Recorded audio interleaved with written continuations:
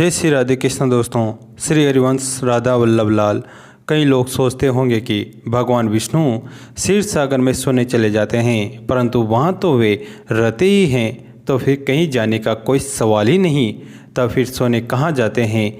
महादानी राजा बलि के यहाँ 4 मास निवास करते हैं भगवान विष्णु।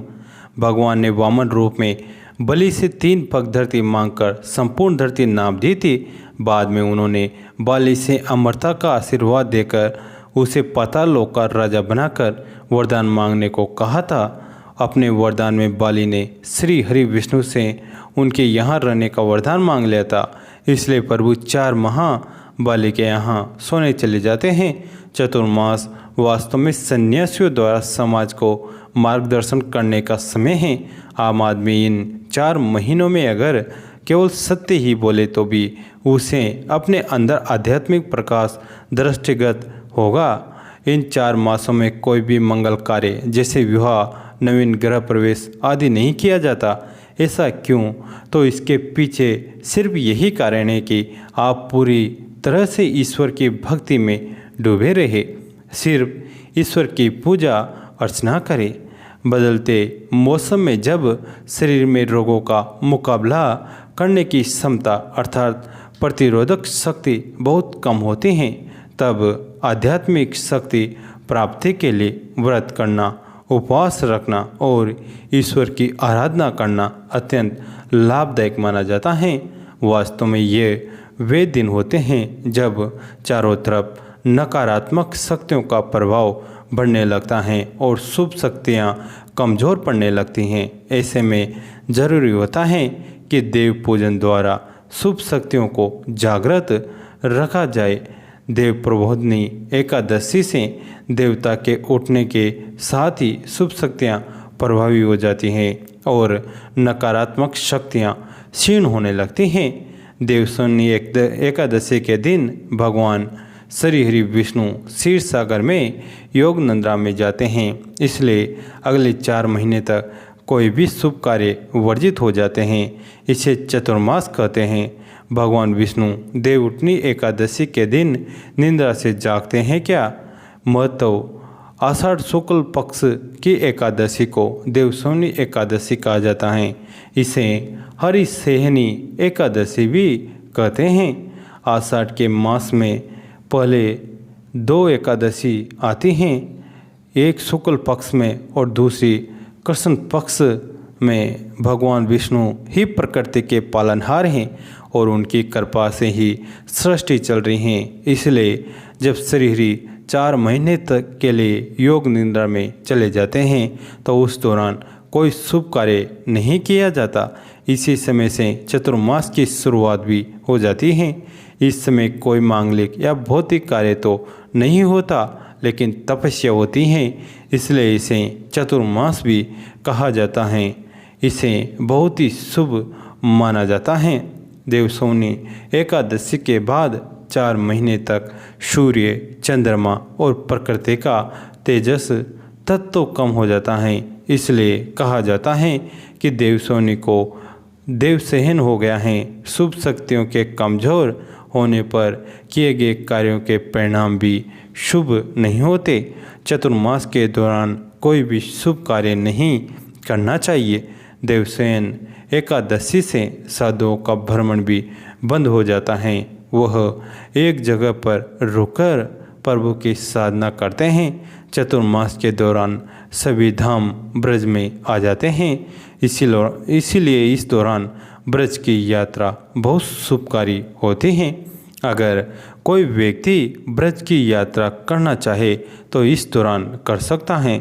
जब भगवान विष्णु जागते हैं तो उसे देवोत्थान एकादशी या देवउठनी एकादशी कहा जाता है।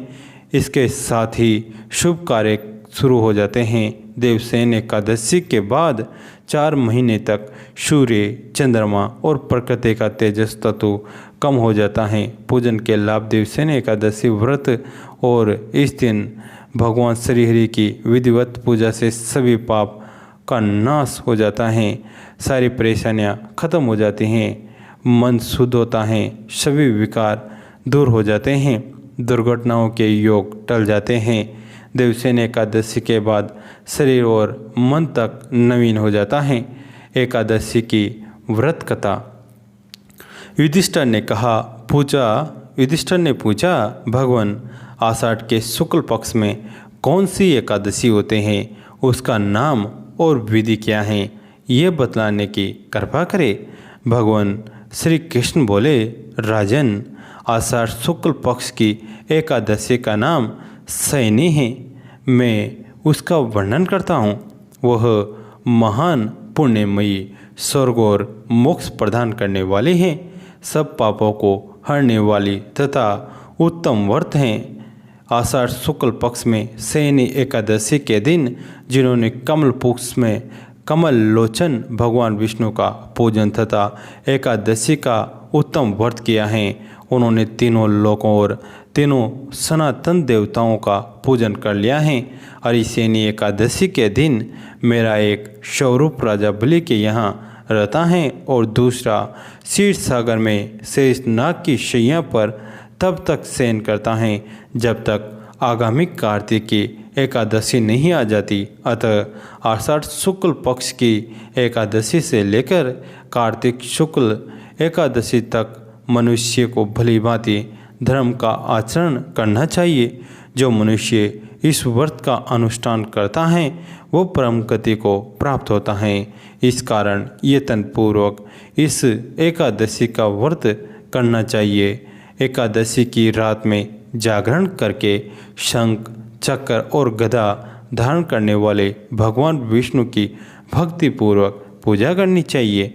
ऐसा करने वाले पुरुष के पुण्य की गणना करने में चतुर्मुख ब्रह्मा जी भी असमर्थ हैं।